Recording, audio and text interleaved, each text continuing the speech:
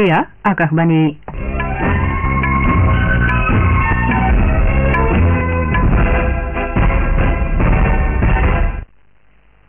বাতৰি পঢ়িছো সংগীতা শৰ্মাই লোকসভা নিৰ্বাচনৰ দ্বিতীয় পৰ্যায়ৰ ভোটগ্ৰহণ ইতিমধ্যে আৰম্ভ হৈছে এই পৰ্যায়ত অসমত দৰং ওদালগুৰি ডিফু কৰিমগঞ্জ শিলচৰ আৰু নগাঁও সমষ্টিৰ বাবে ভোটগ্ৰহণ অনুষ্ঠিত হৈছে উচ্চতম ন্যায়ালয়ে ভিভিপেট শ্লিপৰ সৈতে ইভিএমৰ জৰিয়তে সাব্যস্ত কৰা 100% ভোটৰ সত্যাসত্য নিৰূপণৰ অনুৰোধ জনাই দাখিল কৰা কেইবাখনো আবেদন সন্দৰ্ভত আজি ৰায় প্ৰদান কৰিব বিদেশ মন্ত্ৰালয়ে কৈছে যে ইৰাণে জব্দ কৰা এমএছচি এৰিজ নামৰ মালবাহী জাহাজখনৰ 16 গৰাকী সদস্য ঠিকা সম্পৰ্কীয় বাধ্যবাধকতা পূৰণ কৰাৰ পাছত দেশলৈ উভতি আহিব আৰু ৰয়েল চেলেঞ্জাৰ্ছ বাংগালুৰুই যোৱা নিশা আইপিএল ক্ৰিকেট প্ৰতিযোগিতাৰ এখন খেলত ছানৰাইজাৰ্ছ হায়দৰাবাদক 35 ৰানত পৰাস্ত কৰে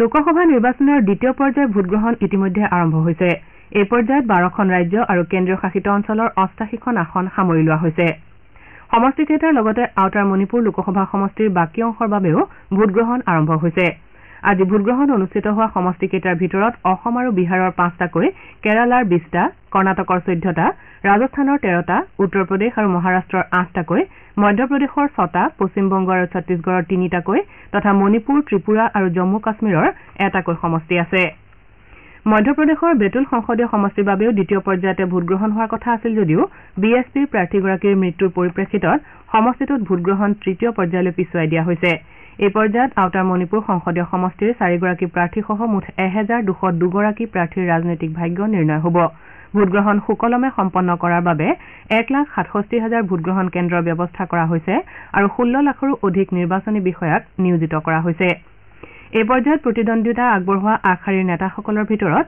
কংগ্ৰেছৰ ৰাহুল গান্ধী চিপিআইৰ এনি ৰাজা কেন্দ্ৰীয় মন্ত্ৰী ৰাজীৱ চন্দ্ৰশেখৰ কংগ্ৰেছ নেতা শশী থাৰুৰ বিজেপিৰ তেজস্বী সূৰ্য হেমা মালিনী অৰুণ গোভিল কৰ্ণাটকৰ প্ৰাক্তন মুখ্যমন্ত্ৰী এইচ ডি কুমাৰস্বামী বিজেপিৰ দিলীপ শইকীয়া পৰিমল শুক্লবৈদ্য আৰু কংগ্ৰেছৰ প্ৰদ্যুৎ বৰদলৈ অন্যতম এই পৰ্যায়ত অসমত দৰং ওদালগুৰি ডিফু কৰিমগঞ্জ শিলচৰ আৰু নগাঁও সমষ্টিৰ বাবে ভোটগ্ৰহণ আৰম্ভ হৈছে সমষ্টিকেইটাৰ অন্তৰ্গত জিলাসমূহৰ প্ৰশাসন তথা নিৰ্বাচন বিভাগসমূহে ভোটগ্ৰহণ প্ৰক্ৰিয়া স্বচ্ছ শান্তিপূৰ্ণ আৰু নিয়াৰিকৈ সম্পন্ন কৰাৰ বাবে কাৰ্যকৰী ব্যৱস্থা গ্ৰহণ কৰিছে ভোটগ্ৰহণ কেন্দ্ৰসমূহত পৰ্যাপ্ত সুৰক্ষা কৰ্মী নিয়োগ কৰাৰ লগতে স্পৰ্শকাতৰ হিচাপে চিহ্নিত ভোটকেন্দ্ৰসমূহত সুৰক্ষা ব্যৱস্থা অধিক কটকটীয়া কৰি তোলা হৈছে তদুপৰি প্ৰতিটো ভোটগ্ৰহণ কেন্দ্ৰত ভোটদানৰ সময়ত ভোটদাতাসকলৰ সুবিধা হোৱাকৈ বিভিন্ন ব্যৱস্থা কৰা হৈছে বিশেষকৈ দিব্যাংগ ভোটদাতাৰ বাবে ৰেম্প প্ৰসূতি মাতৃসকলৰ বাবে শিশুক দুগ্ধপান কক্ষৰ ব্যৱস্থা খোৱাপানী শৌচালয় বিদ্যুৎ যোগানকে ধৰি সকলো ব্যৱস্থা গ্ৰহণ কৰা হৈছে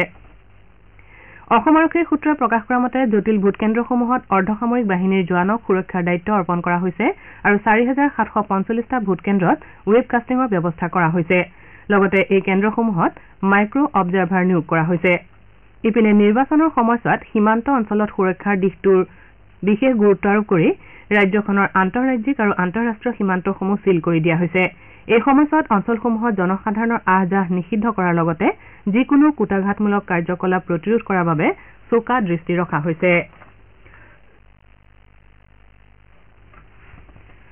উচ্চতম ন্যায়ালয়ে ভিভিপেট শ্লিপৰ সৈতে ইভিএমৰ জৰিয়তে সাব্যস্ত কৰা 100% ভোটৰ সত্যাসত্য নিৰূপণৰ অনুৰোধ জনাই দাখিল কৰা কেইবাখনো আবেদন সন্দৰ্ভত আজি ৰায় প্ৰদান কৰিব ন্যায়াধীশ সঞ্জীৱ খান্না আৰু ন্যায়াধীশ দীপাংকৰ দত্তাক লৈ গঠিত এখন বিচাৰপীঠে যোৱা বৃহস্পতিবাৰে দুদিনজোৰা ব্যাপক শুনানিৰ অন্তত গণতান্ত্ৰিক সংস্কাৰ সংস্থাৰ লগতে বিভিন্ন পক্ষই দাখিল কৰা কেইবাখনো আবেদন সন্দৰ্ভত ৰায় সুৰক্ষিত ৰাখিছিল বিষয়টোৰ শুনানি 18 এপ্ৰিলত সম্পন্ন হৈছিল আৰু 24 এপ্ৰিললৈ ৰায়দান সুৰক্ষিত ৰাখিছিল 24 এপ্ৰিলত আদালতে ৰায়দান স্থগিত ৰাখে আৰু কেতবোৰ গুৰুত্বপূৰ্ণ বিষয় সন্দৰ্ভত নিৰ্বাচন আয়োগৰ পৰা অধিক স্পষ্টীকৰণ বিচাৰে শুনানিৰ সময়ত বিচাৰপীঠখনে ইভিএম আৰু ভিভিপেটৰ কাম কাজ আৰু ইয়াৰ সুৰক্ষা ব্যৱস্থাক লৈ নিৰ্বাচন আয়োগক কেইবাটাও প্ৰশ্ন সোধে ন্যায়াধীশ খান্নাই নিয়ন্ত্ৰণ গোট অথবা ভিভিপেটত মাইক্ৰ কণ্ট্ৰলাৰ স্থাপন কৰা আছে নে নাই সেয়া স্পষ্ট কৰিবলৈ নিৰ্বাচন আয়োগক নিৰ্দেশ দিয়ে ন্যায়াধীশ খান্না আৰু ন্যায়াধীশ দত্তাই আজি বিষয়টো সন্দৰ্ভত সুকীয়াকৈ ৰায় দিব আপোনালোকে বাতৰি শুনিছে আকাশবাণীৰ পৰা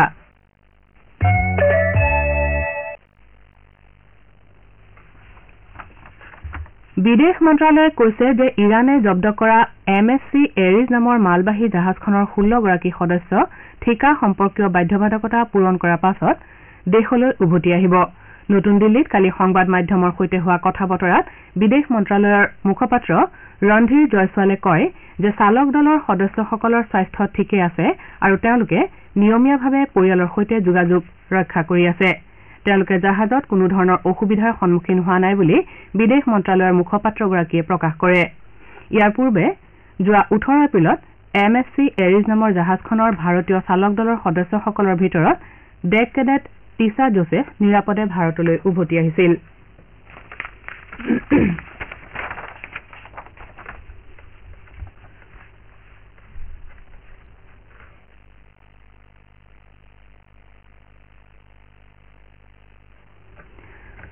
ভাৰতীয় এথলীটসকলে ডুবাইত অনুষ্ঠিত 20 বছৰৰ অনুৰ্ধৰ এছিয় এথলেটিকছৰ কালি দ্বিতীয় দিনা পুৰুষ আৰু মহিলাৰ 3000 মিটাৰ ষ্টিপলচেজ শিতানত আধিপত্য বিস্তাৰ কৰে আৰু স্বৰ্ণ পদকৰ সংখ্যা 3লৈ বৃদ্ধি কৰে।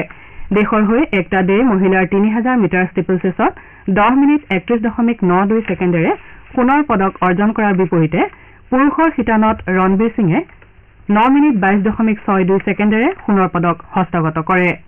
ইয়াৰ পূৰ্বে অনুৰাগ সিং কলেৰে পুৰুষৰ শ্বটপুট শিতানত স্বৰ্ণ পদক লাভ কৰিছিল। ভাৰতীয় এথলীটসকলে কালি প্ৰতিযোগিতাত মুঠ 7টা পদক লাভ কৰে। পুৱাৰ ভাগত আৰতীয়ে মহিলাৰ 10,000 মিটাৰ বেগাই খোজকঢ়া প্ৰতিযোগিতাত ব্ৰঞ্জৰ পদক লাভ কৰে। পাছত থ্ৰৱাৰ্ছ দলে স্বৰ্ণসহ 3টা পদক হস্তগত কৰে। যোৱাবাৰৰ চেম্পিয়ন সিদ্ধাৰ্থ চৌধুৰীয়ে দ্বিতীয় প্ৰয়াসত 19.02 মিটাৰ থ্ৰৰে ব্ৰঞ্জৰ পদক লাভ কৰে। একেদৰে অমানত কম্বোজে ৰূপৰ পদক হস্তগত কৰে। অমন চৌধুৰীয়ে পুৰুষৰ 400 মিটাৰত 47.53 ছেকেণ্ডেৰে ব্ৰঞ্জৰ পদক লাভ কৰে।